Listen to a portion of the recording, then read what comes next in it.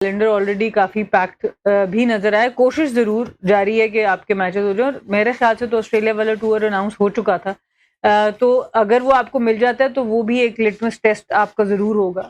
But obviously जब हम देखते हैं पाकिस्तान के मैचेस की, तो अफगानिस्तान का एक नुकसान आपको हुआ है, जो उनकी टीम T20 में अब काफी तगड़ी टीम में शुमार होती है, और उससे पहले आपको उस तरह से बहुत तगड़ी टीम्स और मिली नहीं है। बट श्रीलंका की भी एंड में थोड़ी सी फॉर्म बेहतर होनी शुरू हो गई थी। जिम्बाब्वे ने आपको टेस्ट किया है, पहला मैच खासतौर पे जो अगर आप देखें तो उसमें टेस्ट किया। तो अभी सिर्फ एक इंडिया का वो एशिया कप में इंडिया के साथ आपने अच्छी क्रिकेट खेली, बट वहां पर भी हम जीतने में कामयाब नहीं हुए थे। तो ये बड़ा जरूरी होगा कि अब जो आखिरी जो 20-25 रन का पुश है वो हम कर पाएंगे वर्ल्ड कप में कि नहीं कर पाएंगे। उसके लिए ऑस्ट्रेलिया की सीरीज बहुत ज्यादा जरूरी होगी, वाइटल होगी, कि आप एक टॉप टीम के against right before the world cup अपने आप को पूरी तरह से देख सके। एग्जैक्टली। और यहाँ पे ना शुएब भाई अक्सर बात करते हैं कि यार फुटबॉल देखो दुनिया में कितनी फैल गई है। मेरा ख्याल है अब जो शुएब भाई की हमेशा जिस तरह से भी जब भी मैंने सोच देखी है, सोच जरा इनकी 5-10 साल की आगे की ही होती है। और अब जो है वो इस वर्ल्ड कप में 2026 में हम काफी सारी टीम्स को जो है वो फीचर करते हुए देखेंगे। हम जरा ग्रुप्स भी देखना चाहते हैं कि कैसे कैसे ग्रुप्स बने, बड़े डिफरेंट किस्म के ग्रुप्स हैं with so many teams. So group A देखते हैं, इंडिया पाकिस्तान, सर्टनली ये तो होने ही था, Netherlands, Namibia and USA. Group B Sri Lanka, Australia, Zimbabwe, Ireland, Oman. Group C England, West Indies, Bangladesh, Nepal, Italy. And group D South Africa, New Zealand, Afghanistan, UAE and Canada. Shoaib भाई 20 teams जो है वो इस दफा फीचर करेंगी ICC T20 World Cup 2026. Namibia, Ireland, Nepal, Italy. Again, what's new? Ireland, Oman is there. That's nice. Yes. USA. UAE is there. That's good. He's been there before. Beast team है यार. This looks good. Okay. इस chart में 20 और add कर देते 2032 तक. ठीक है. You know, again, expansion of the network, that what makes you the money. That what makes you to get the viewership. And that's where you get the airtime followed by the sponsors. And sponsors obviously do come and us people who sits on the studio and they thrive too. It's a basically job creation, and not only the teams are playing, it's a job creation. Imagine इतने बच्चे खेल के trial दे के पहुंचेंगे नेपाल से. Nepal was there, right? बिल्कुल. नेपाल के club matches में 30 से 40 हजार बंदा वैसे आता है मैच देखने. और वो क्यों नेग्लेक्टेड था, तो ये तो मेरी समझ से बाहर थी. ये तो चीज मेरी समझ से बाहर है. जब 70s में टेस्ट मैच के दौरान 1 लाख बंदा इंग्लैंड में या ऑस्ट्रेलिया में बंदा खुले मैदान में आके बैठ के देखता था, तो वहां से एक्सपेंशन क्यों नहीं शुरू की गई कि अफ्रीका 4 कॉन्टिनेंट्स के अंदर ये चीजें फैला देते आज, और इसी को ही फीफा की तरह एक बहुत बड़ा गवर्निंग बोर्ड बना देते, तो आपको ये कभी ना सहना पड़ता कि एक मुल्क रूल कर रहा है, कभी दूसरा कर रहा है, कभी तीसरा कर रहा है. आप बिग बैश में होते हैं या आप बिग 3 में होते हैं या नहीं होते, या पैसे कम होते हैं, पूल डिवाइडेड इनटू इक्वालिटी में आ जाता और पैसे बन जाते. अगेन जो गेम चेंजर होगा ना, ये वो भी 2026 नहीं है. ठीक है. गेम चेंजर एक्चुअली ओलंपिक्स है. और कितनी कंपेटिटिवनेस बढ़ेगी, क्वालिटी ऑफ क्रिकेट की अगर हम बात करें, तगड़ी टीमें हैं. नेपाल शायद कोई आम टीमें नहीं है. यूएई भी तगड़ी टीम बना रहा है, यूएसए भी ठीक है, ओमान भी है, सरप्राइज भी किया हमें, आयरलैंड भी है. ये सारी वो टीमें जो खेल चुकी हैं. अब मसला ये कि वर्ल्ड कप खिला के इनको फीचरिंग करके इनको निकाल के भूलना चाहिए जैसे बुरा वक्त होता है. ठीक है. यही आयरलैंड को 2007 से अच्छा रन मिला होता 2023 तक, आज वो एक दुनिया की फर्स्ट क्लास टीम बनी होती. आयरलैंड खेल रहा होता इंटरनेशनल क्रिकेट. क्यों टेस्ट क्रिकेट दिया उसको?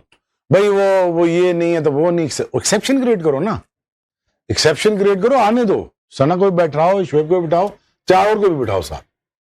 ठीक है ना, लेकिन पूछ के. Thank you so much Shoaib भाई.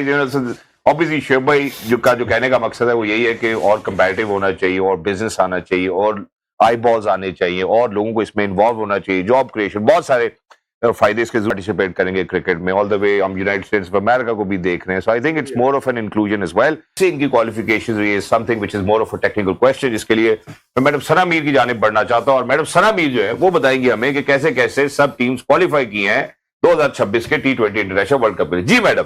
देखिए, इसके 2 कैटेगरीज में आप डिवाइड कर सकते हैं. एक डायरेक्ट क्वालिफिकेशन होती है और एक क्वालिफायर्स के थ्रू आप आते हैं. तो डायरेक्ट क्वालिफिकेशन में सबसे पहले तो आपके होस्ट आ जाते हैं, तो इसमें 2 होस्ट हैं आपके पास, जिसमें इंडिया और श्रीलंका एट द टॉप आपको नजर आ रहे हैं। जो राइट कॉलम सारी आपकी स्क्रीन पे नजर आ रहा है, अफगानिस्तान से लेके आयरलैंड तक, ये वो टीम्स हैं जिनके जो टॉप 7 टीम्स हैं, ये वो टीम्स हैं जिनको टॉप 7 में फिनिश किया। 2024 का जो T20 वर्ल्ड कप था उसमें जो टॉप 7 में टीम्स आई उन्होंने भी डायरेक्ट क्वालिफिकेशन कर ली। उसके बाद जो टीम रैंकिंग्स होती है, नेक्स्ट जो 3 टीम्स है, पाकिस्तान, न्यूजीलैंड और आयरलैंड, ये वो टीम्स हैं जिनकी नेक्स्ट सबसे हाईएस्ट रैंकिंग थी, ये भी फिर इनको भी डायरेक्ट क्वालिफिकेशन मिल गई। उसके अलावा फिर आपके पास क्वालिफायर्स आए, एशिया EAP क्वालिफायर में आपके पास 2 टीम्स आई, नेपाल और ओमान, 3 आई, नेपाल, ओमान और UAE। अफ्रीका से आपके पास 2 टीम्स आई, नामीबिया और जिम्बाब्वे, और यूरोप से आपके पास इटली और नेदरलैंड्स आए, और अमेरिकन क्वालिफायर से आपके पास कनाडा आया। तो जब ये इनकी रीजनल क्वालिफिकेशन हो रही होती है, उसमें भी पर क्वालिफाइंग राउंड 8 से 10 डिपेंडिंग आपके रीजन के ऊपर कितनी टीम्स होती हैं, और फिर उसमें भी ICC प्रॉपर एक टूर्नामेंट कराता है, और उस टूर्नामेंट की जो हाईएस्ट टीम्स होती हैं, टॉप 2, टॉप 3, जिस तरह हमने टेबल पे दिखाया, उन टीम्स की वो फाइट कर रही होती है उन 2 स्पॉट्स के लिए या 1 स्पॉट के लिए। जैसे कनाडा के पास उस रीजन में अमेरिका में से 1 स्पॉट था, वो लोग फिर फाइट करते हैं, और फिर इस तरीके से नई टीम्स आपके सामने आती है। जैसे इटली का आई थिंक पहला ही वर्ल्ड कप है, तो ये एक नई टीम आपके सामने आई है। तो ये बड़ी अच्छी, आई थिंक ये बड़ा अच्छा बैलेंस है कि कुछ टीम्स को आप because of their history, because of their performances लेते रहे, और फिर नई टीम्स का भी एडिशन करते रहे। Exactly, and certainly, what do you make of 20 teams making ICC making sure कि यार क्रिकेट जितना हम फैला सकते हैं दुनिया में उसको फैलाएं, 20 teams participating in the World Cup, interesting, बहुत इंटरेस्टिंग है। शुरू में टू बी ऑनेस्ट जिस वक्त सारी दुनिया को ICC ने ये फैसला किया था कि हम T20 का इंटरनेशनल स्टेटस दे देंगे, तो हम सारे क्रिकेटर्स जो थे हम बड़े हैरान हुए कि ये क्या करने जा रहे हैं, क्योंकि आपके पास इस तरह के मैचेस नजर आए जहाँ पे T20 के अंदर 300 स्कोर हो रहा है और दूसरी टीम जो है वो 22-26 रन पे आउट हो रही है, और अजीब रिकॉर्ड बनने शुरू हो गए हैं कि जी 2 रन दे के 8 विकेटें ले ली हैं, और इस टाइप के शुरू में मैचेस हुए। तो हम सारे उस वक्त बड़े हैरान हुए, और हम थोड़े स्केप्टिकल थे कि ये ICC ने क्या फैसला किया। But in the longer run अगर देखा जाए तो ये फैसला बहुत अच्छा है। उसका रीज़न ये है कि फिर आप जब आपकी स्पोर्ट एक नेशनल लेवल पर रिकग्नाइज होती है, उसको स्टेटस मिलता है इंटरनेशनल का, तो आपके जो बोर्ड्स होते हैं, जो स्पॉन्सर्स होते हैं, जो आपके गवर्नमेंट होती है, हर कोई फंडिंग के लिए, स्पॉन्सरशिप के लिए रेडी हो जाता है। उनको पता होता है कि अब आई बॉल्स होंगे, ये वर्ल्ड कप खेलने जाएंगे। तो उस हिसाब से it was a very good decision by ICC। Initially बहुत लोगों ने उसको देखा कि नहीं ये सही नहीं है, बट आहिस्ता आहिस्ता करते करते जब उनको फंडिंग मिलनी शुरू हुई, प्लेयर्स जो थे वो नॉन प्रोफेशनल से प्रोफेशनल्स की तरफ आना शुरू हुए, उनको जॉब्स मिलनी शुरू हुई, तो वही एसोसिएट कंट्रीज जहां से आपको क्रिकेटर्स नहीं मिल रहे थे, आज वही टीम्स ने रेगुलरली आपकी बड़ी टीम्स को हराना शुरू कर दिया। और उसके पीछे सारी बात फंडिंग और प्लेयर्स को बेहतर तरीके से फैसिलिटेट करने। Exactly, and more people coming into the game, and certainly it looks like from here onwards के क्रिकेट जो है वो जैसे अगर मैं कोविड की बात करूं 2019 से लेकर, तो I think was one of those sports which kept on going, and I think that it actually made us kept on going as well in those very tense times as well. लेकिन अब जब हम world cup की बात करते हैं, 20 teams coming together, participating, quite a lot of player exchange नजर आएगा, बहुत ज्यादा अवेयरनेस होगी, और टीम्स के लिए भी आई थिंक उनको भी वो मौके मिलेंगे जिससे वो अपनी क्रिकेट को और बेहतर कर सकते हैं।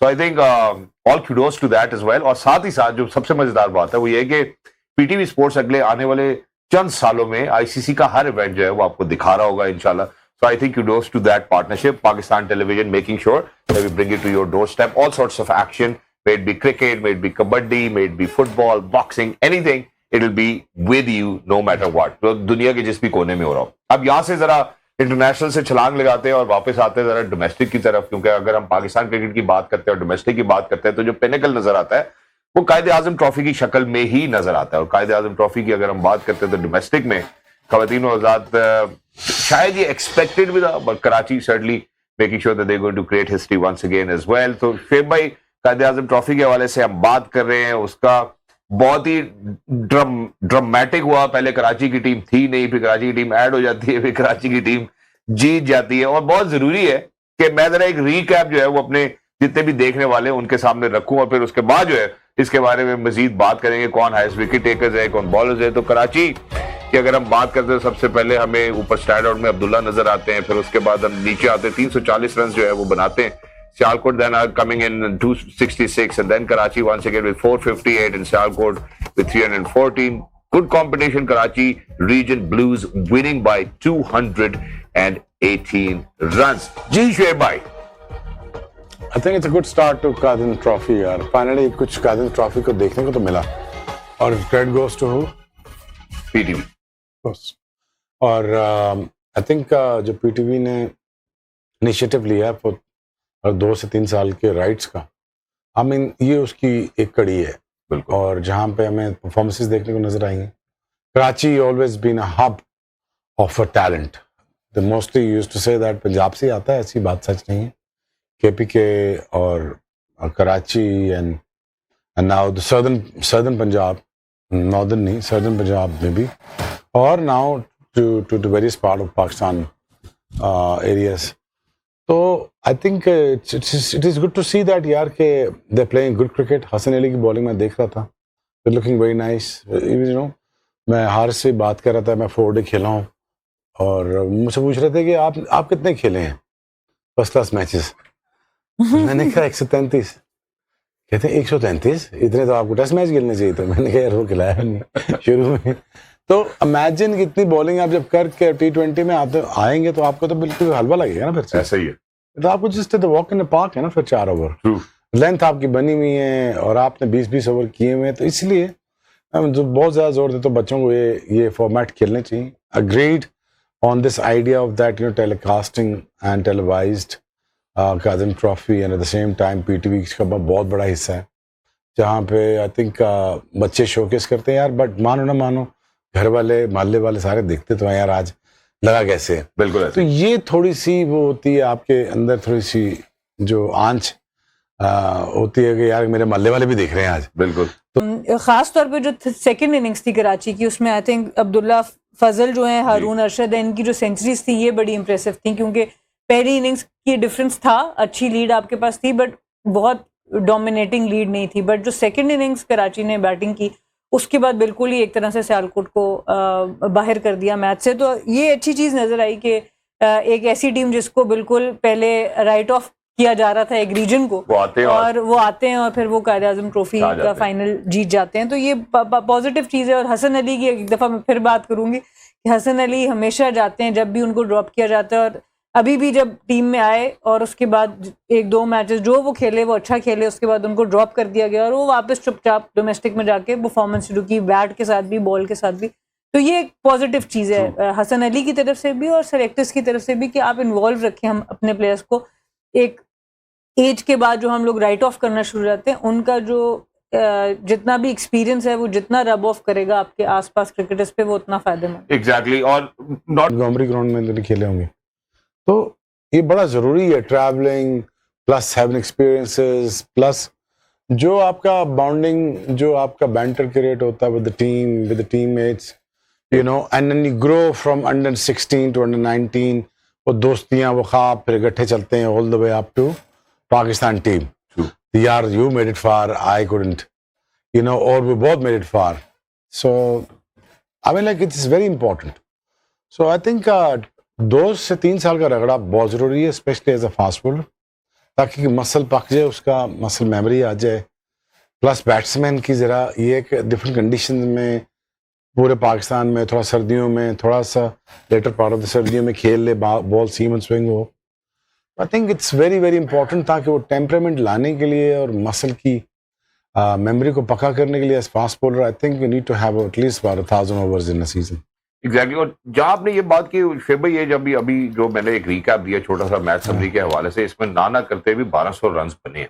सो आई थिंक इसके ऊपर भी बात होनी चाहिए, क्योंकि हमने बहुत ज्यादा बात की. बहुत आसान है ना यार, विकेट बहुत आसान है ना, विकेट बहुत आसान है. यही फर्स्ट क्लास के मैचेस पिंडी में जब होते थे, तो मैं नाम नहीं लेता, फॉर्मर टेस्ट क्रिकेटर्स खेल रहे थे मेरे साथ, तो उन्होंने कहा भाई हम तो नहीं सर्दी में तेरे सामने खेलते. अरे मुश्किल. और विकेट भी तेज था और बॉल मतलब दायरे से कलेक्ट कर रहे थे. मेरे अलावा जो 3 फास्ट बॉलर मेरे साथ पिंडी खेल रहे थे, तो यार फर्स्ट क्लास का ये स्टैंडर्ड था. तो उस सिचुएशन में अगर आप 250 करते हैं तो वो 350 से 500 से बेहतर है.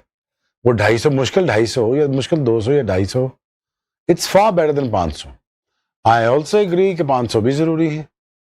लॉन्गर फॉर्मेट के लिए आपके बल्ला देखिए, जो सबसे ज्यादा थकाने वाली चीज़ है ना जो क्रिकेट में है, आई थिंक एक तो कीपिंग है और दूसरे नंबर पर बैटिंग आती है, जो मेंटली और दिमागी तौर पर आपको थका देती है, क्योंकि बेसिस और इसमें अब फुली कॉन्सेंट्रेट आपको हमेशा करना पड़ता है। जहां भी आप कॉन्सेंट्रेशन लूज किया, फोकस आउट हुआ, आप गए। तीसरा जो एम्पायरिंग है वो भी बड़ा औखा काम है, वो 24 घंटे का फोकस है।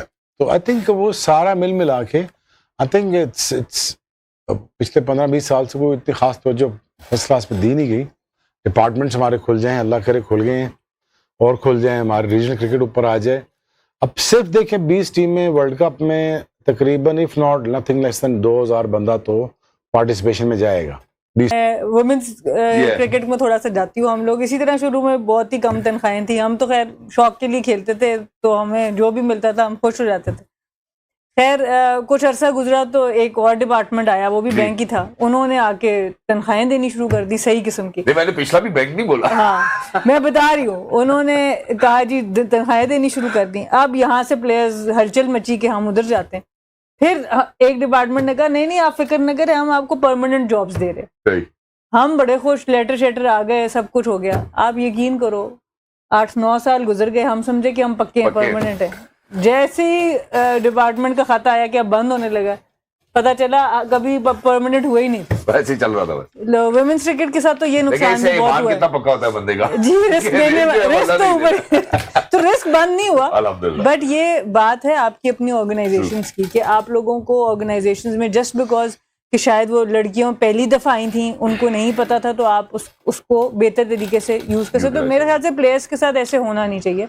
मेंस क्रिकेट में इवन डिपार्टमेंट बंद भी हुए तो फिर भी जो परमानेंट थे वो वहां पर रहे, किसी ना किसी खा गया। बिल्कुल, ये तो नहीं ना कि अकेला ही फिट होके उसने 20 साल गुजार दिए।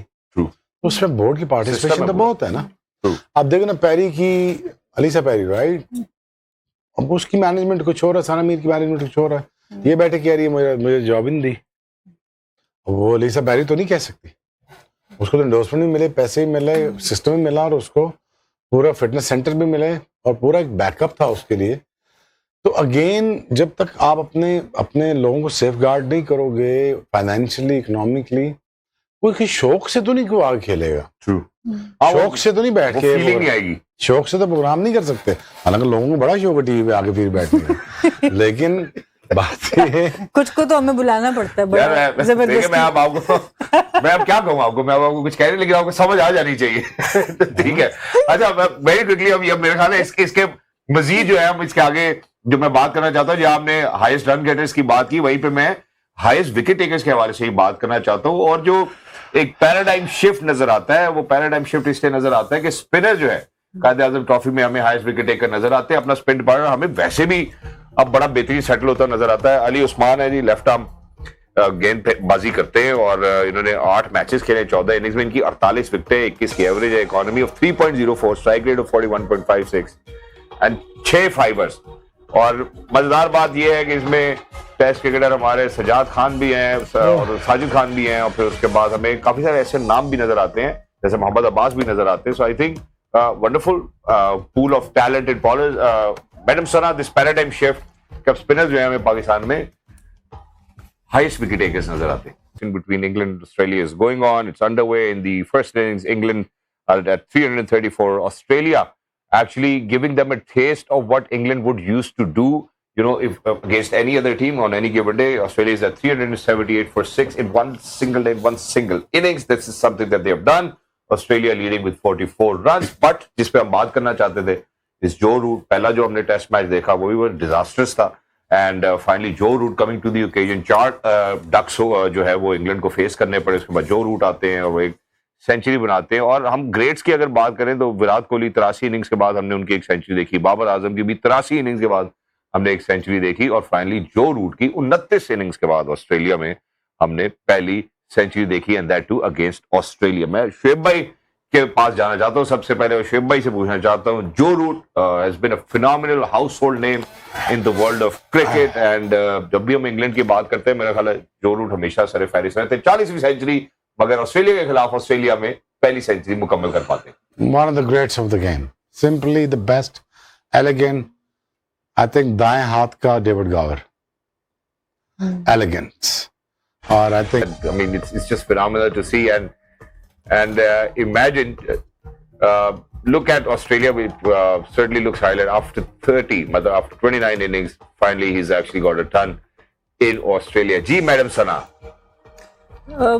आउटस्टैंडिंग प्लेयर हैं, और वही बात है जैसे करियर में इन्होंने बहुत ही ग्रेसफुली अपने आप को हैंडल किया है। जब फॉर्म ख़राब हो या कप्तानी ले ली जाए या जो भी चीज़ें इनके ऊपर अप्स एंड डाउन्स आते हैं, बहुत ही आउटस्टैंडिंग तरीके से उसको इन्होंने कवर किया। और इंग्लैंड तो ऑब्वियसली खुश होगा, ऑस्ट्रेलिया में से भी एक बंदा बड़ा खुश होगा, मैथ्यू हेडन। उन्होंने थोड़ा सा क्रेडिट उनको भी जाएगा इनकी सेंचुरी का। जिस तरह की जो बैंटर होती है और जो स्लेजिंग होती है वो चलती रहती है ऑस्ट्रेलिया इंग्लैंड के दरमियान। बट ओवरऑल आई थिंक जो रूट इस तरह के प्लेयर हैं कि आपकी टीम में हों और किसी भी जगह पर हों, इवन दो कि ऑस्ट्रेलिया में इनके 100 इतना ज़्यादा नहीं है, मेजॉरिटी 100 इनके इंग्लैंड में अपने ही कंडीशंस में। पर जिस तरह खाली 100 की बात नहीं होती, टेस्ट क्रिकेट के अंदर obviously staying at the crease, building partnership, उस तरह के जो कंट्रीब्यूशन है वो इसमें नज़र नहीं आएगा। बट ओवरऑल जो इनकी कंट्रीब्यूशन टेस्ट क्रिकेट के लिए, ख़ास तौर पे इंग्लैंड के लिए, वो उनको वन ऑफ द ग्रेटेस्ट बनाती है कमिंग फ्रॉम इंग्लैंड। अच्छा, वन ऑफ द ग्रेटेस्ट पता क्यों बनाता है ग्रेटेस्ट? अगर तुम देखो ना, जब अल्लाह देने पे आता है सब कुछ दे देता है। Ricky Ponting best batsman, best fielder, best catcher, सिले का बेस्ट फील्डर, ठीक है, बाउंड्री का बेस्ट फील्डर, पॉइंट का बेस्ट फील्डर, जो रूट अगेन बॉलर पूरा बॉलिंग की बात ही नहीं करते हैं मुझे भी। कैचिंग उसकी देख लो, स्लिप कैचिंग देख लो, और फिर उसने जिस तरह 15 साल उसने लीड किया है बेचारे ने, और मुश्किल कंडीशन में किया। और भी ज्यादा टेस्ट मैच उसको इंग्लैंड में मिले, वहीं परफॉर्म करना था, लेकिन इंग्लैंड में भी 100 करना कौन सा आसान काम है? और 100 करना वैसे बाय द वे कौन सा आसान काम है टेस्ट क्रिकेट में, किसी भी फॉर्मेट में? किसी भी फॉर्मेट में। ये तो मुझसे पूछो ना, बैट्समैन किस हालात से गुजरता है 100 करने के लिए, you know? तो but you know, I think it's one of the greats of the game. I think they will be remembered for years and years to come. On top of that, is a nice guy. He's just a great guy to have in the dressing room. You know, that's what makes dressing room much more easy place to breathe. Exactly. You know, it's the most suffocating place once you have a toxic and once you have, you know, not like-minded people in the dressing room. It becomes a horrible place. और जब आप अच्छे लड़के आपके इर्द गिर्द होते हैं, it becomes a fun. And cricket is all about having fun. Exactly. And taking a break till tomorrow is also going to be a fun. Thank you so much for being with us. You've lovely and beautifully wrapped it up as well. Your words are always very well articulated. Thank you so much.